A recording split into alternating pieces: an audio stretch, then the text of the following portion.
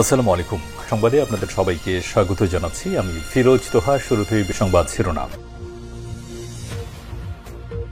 বাংলাদেশের সর্বশেষ গুরুত্বপূর্ণ আপডেট সংবাদে আপনাকে স্বাগত। শুরুতেই সংবাদ শিরোনাম, পরে বিস্তারিত।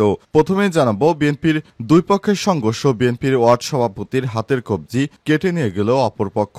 ভোলার বোরহানুদ্দিনে বিএনপির দুই পক্ষের সংঘর্ষে ওয়ার্ড বিএনপির হাতের কবজি কেটে নিয়ে গেছে প্রতিপক্ষ। আনিসুর রহমানের বাম হাতের কবজি কেটে নিয়ে গেছে তারা। গুরুতর আহত অবস্থায় তাকে হাসপাতালে ভর্তি করা হয়েছে। এরকম বিএনপির হাত থেকে সারা দেশের মানুষ আল্লাহর কাছে মুক্তি চায়। যে নিজের দলের নেতাকর্মীরাই তাদের কাছে নিরাপদ নয়, তাহলে সাধারণ জনগণকে তারা কি করবে? জানাবো, ইরানের মুহুর্মুহুর হামলায় আবারও কেঁপে উঠল দখলদার ইসরায়েলের হাইফা সহ বেশ কিছু অঞ্চল।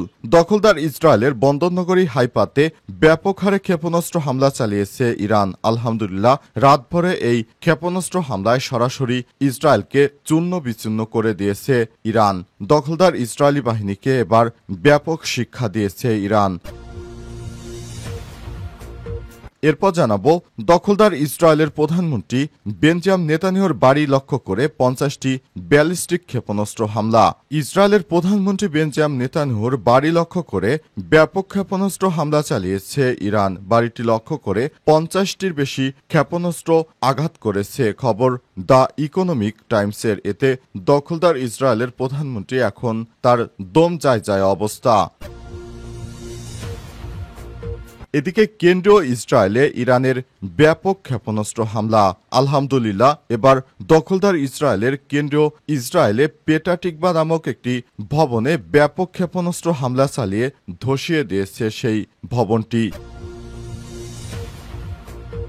এবারে জানাবো, খামেনিকে হত্যার বিষয় কোনো আলাপই হয়নি বলছে নেতানিয়াহু। ইরানের সর্বোচ্চ ধর্মীয় নেতা আয়াতুল্লাহ আলী খামেনিকে হত্যার পরিকল্পনা নিয়ে মুখ খুলেছে ইসরায়েলের প্রধানমন্ত্রী বেঞ্জামিন নেতানিয়াহু। তিনি বলেছেন, কখনো আলাপই হয়নি, এখন অনেক বিষয় নিয়ে খবর প্রকাশ করা হয়েছে, আমি সেসব বিষয় কিছু বলতে চাই না। খবর রয়টার্সের। প্রিয় দর্শক, এতক্ষণ শুনছিলেন সংবাদ শিরোনাম, এবারে বিস্তারিত।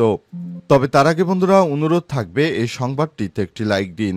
এই চ্যানেলে আপনি নতুন হয়ে থাকলে আমাদের সংবাদটি দেখতে দেখতে চ্যানেলটি সাবস্ক্রাইব করে রাখুন। কমেন্ট করে বন্ধুরা আপনার মূল্যবান মতামত জানিয়ে দিন আপনি বিশ্বের কোন দেশ থেকে বা বাংলাদেশের কোন স্থান থেকে আমাদের সংবাদটি দেখছেন এবং শুনছেন। আর বন্ধুরা, ইরান ইসরায়েল যুদ্ধে আপনি কোন দেশকে সমর্থন করেন কমেন্ট করে জানিয়ে দিন। এবারে বিস্তারিত। বিএনপির দুই গ্রুপের সংঘর্ষ, বিএনপির ওয়ার্ড সভাপতির হাতের কবজি কর্তন। ভোলায় বোরহানুদ্দিনে বিএনপির দুই পক্ষের সংঘর্ষে বিএনপির ওয়ার্ড সভাপতি আনিসুর রহমানের বাম হাতের কবজি কেটে নিয়ে গেছে দুর্বৃত্তরা। এ সময় আরও বেশ কয়েকজন আহত হয়েছে।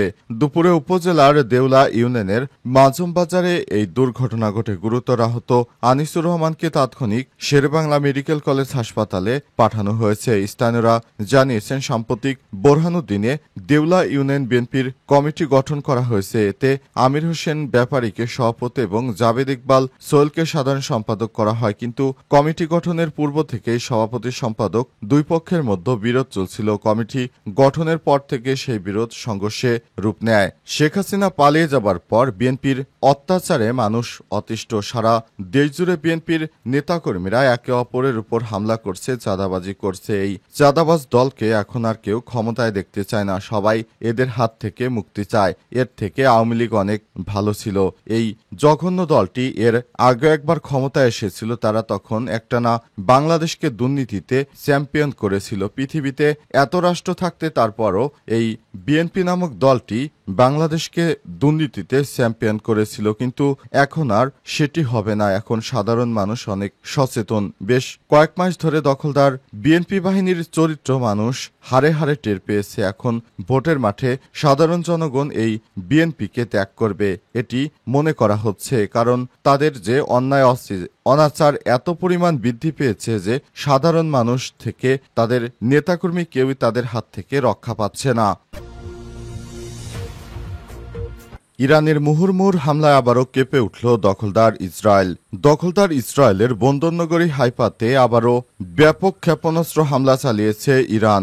রাতে চালানো এই ক্ষেপণাস্ত্র হামলায় সরাসরি আঘাত হানার খবরও পাওয়া গেছে। মার্কিন গণমাধ্যম সিএনএন-এর প্রতিবেদনে বলা হয়েছে অঞ্চলটির একটি ভবন মিসাইলের আঘাতে ব্যাপক ক্ষতিগ্রস্ত হয়েছে এবং ইসরায়েলি উদ্ধারকারী সংস্থা জাকা রয়টার্সের এক ক্যামেরায় হাইপার আকাশরেখার উপরে ধোঁয়া উঠতে থাকা অবস্থায় শহরের বেশ কয়েকটি বিস্ফোরণের শব্দ শোনা গেছে এবং সেখানে ছবি ধারণ করা হয়েছে বলে উল্লেখ করা হয়েছে প্রতিবেদনে। ইসরায়েলি ফায়ার ও রেস্কিউ সার্ভিস জানিয়েছে একটি ভবনে সরাসরি মিসাইল আঘাত হানার খবর পাওয়া গেছে। সংস্থাটি জানিয়েছে এটি একটি আবাসিক ভবন। তাদের উদ্ধারকারীরা এখনও ঘটনাস্থলে রয়েছে।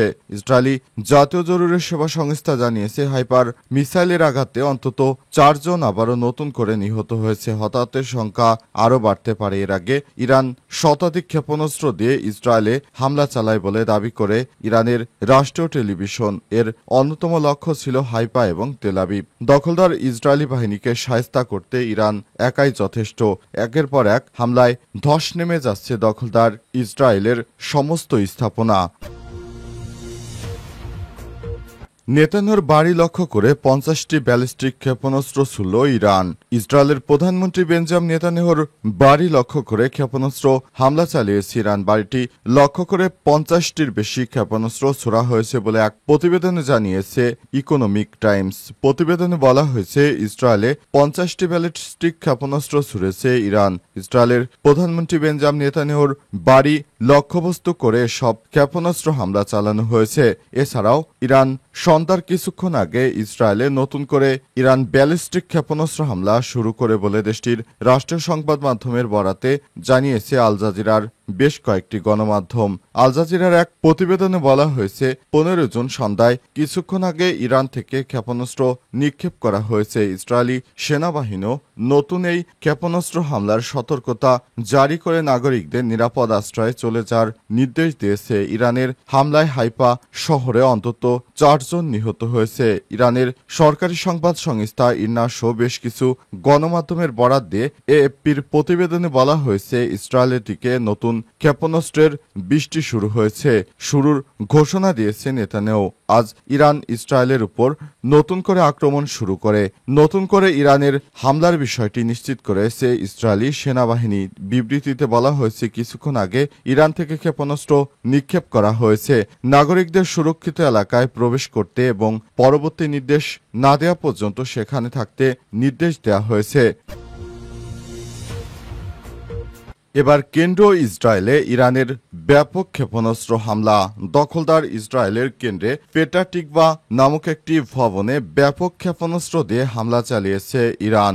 ইসরায়েল সংবাদ মাধ্যম ওয়াইনেট এর এক প্রতিবেদনে এই তথ্য জানিয়েছে খবর আল জাজিরা। ইরানের চালানো সরাসরি ক্ষেপণাস্ত্র হামলায় ওই ভবনটিতে আগুন ধরে যায়। এতে অন্তত 12 জন আহত হয়েছে। জরুরি উদ্ধার কর্মীদের বরাত দিয়ে ওয়াইনেট জানিয়েছে আহতদের উদ্ধার করে চিকিৎসার জন্য হাসপাতালে পাঠানো হয়েছে। এদিকে ইসরায়েল সেনাবাহিনী এক্সপোস্টে বোমা নিরোধক আশ্রয় কেন্দ্র অবস্থায় নেয়া ব্যক্তিদের বের হওয়ার নির্দেশ দিয়েছে। এতে আরও বলা হয়েছে ইরানের হামলায় যেখানে ভবন ধসের খবর পাওয়া গেছে সেখানে উদ্ধারকর্মীরা কাজ করছে। একে একে ইসরায়েলের সমস্ত শহরে ব্যাপক হারে ক্ষেপণাস্ত্র হামলা চালিয়ে যাচ্ছে ইরান। ইরানের এসব হামলায় দখলদার ইসরায়েলি বাহিনী এখন চুপসে গেছে। তারা প্রথমে মনে করেছিল যে হামলা করলে হয়তো ইরান কিছুই করতে পারবে না, কিন্তু এখন ইরানের মিসাইল বৃষ্টিতে দখলদার ইসরায়েলি বাহিনী ব্যাপক হারে কুপকাত হয়ে পড়েছে। দখলদার ইসরায়েলি বাহিনী কোথায় পালাবে তারা পালানোর মতো জায়গা খুঁজে পাচ্ছে না। তাদেরকে ধরে ধরে তারপর হত্যা করা হচ্ছে। দখলদার ইসরায়েলি বাহিনী যেভাবে নিরীহ মানুষদেরকে হত্যা করছে সেটি এখন হাড়ে হাড়ে টের পাচ্ছে। ভবিষ্যতে তারা আর কখনোই সাধারণ নিরীহ মানুষদেরকে আর হত্যা করবে না। এটি এখন তাদের চরম শিক্ষা।